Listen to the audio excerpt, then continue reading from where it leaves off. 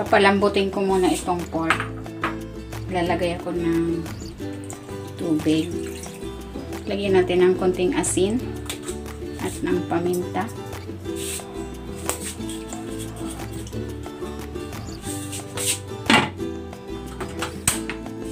Yan, pakuluan muna natin yan. Yan, natuyo na. Itabi lang muna natin yan. Lalagay ako ng cooking oil. Hindi nagmantika kasi walang taba yung ating pork. Gigisa ko na tong bawang.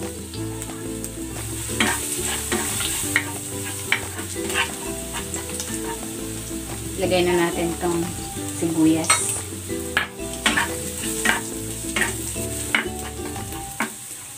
Lalagay ko na rin tong kamatis.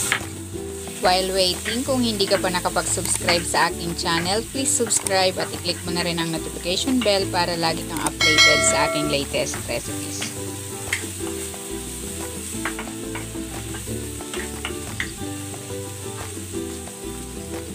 Lalagay ako ng konting toyo.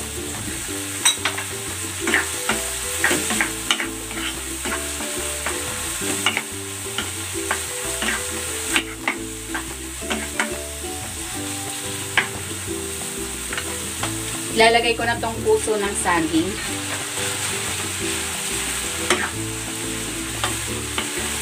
Ito ay isang peraso. Pagkahiwa ko nito, binabad ko ito sa suka at asin.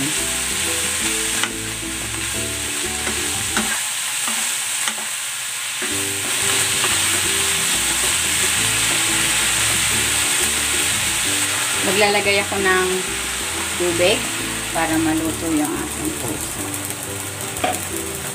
Takpan natin.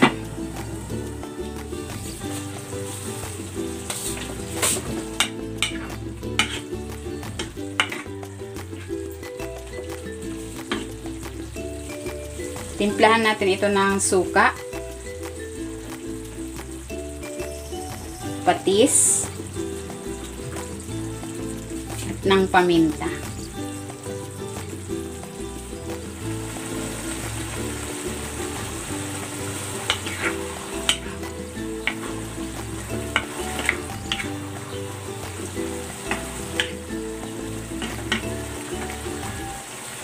Lalagay ko na rin itong sotanghon. Ito ay binabad ko na sa tubig.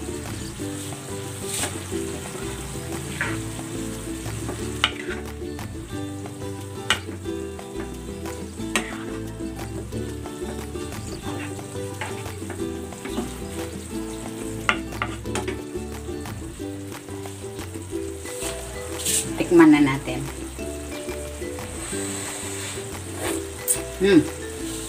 Sarap. Tamang-tama lang yung asim. Malinamnam. Ilalagay ko na itong sili